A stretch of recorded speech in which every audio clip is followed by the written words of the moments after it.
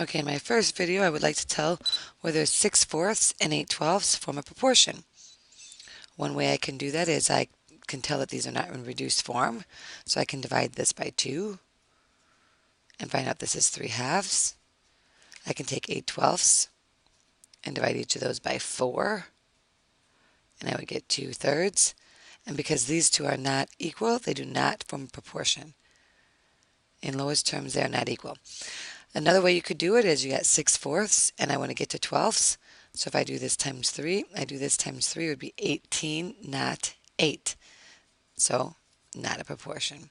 A couple ways to figure it out. Whichever one you like better is perfectly fine with me.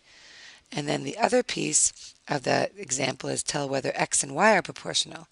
So if I have a 1/2 to 3 and 1 to 6 and 3/2 to 9 and 2 to 12, you got to compare each ratio x to y in simplest form. So you got your 1/2 to your 3, and the simplest form is going to be the unit, the 1 to 6. The 1 to 6, 1/2 divided by 3. If you do that on your table, this is like 3 divided by 3 is the same as multiplying by 1/3. And so you multiply by 1/3, you've got 1/6. 1/6 is the x over the y. This is x 3/2 over 9. So this is like divided by 1 or multiplied by 1/9. So the 3 would cancel to 1, the 9 would cancel to 3, it reduces to 1/6, and 2/12 reduces to 1/6. So every single one of these is equal, so they are proportional.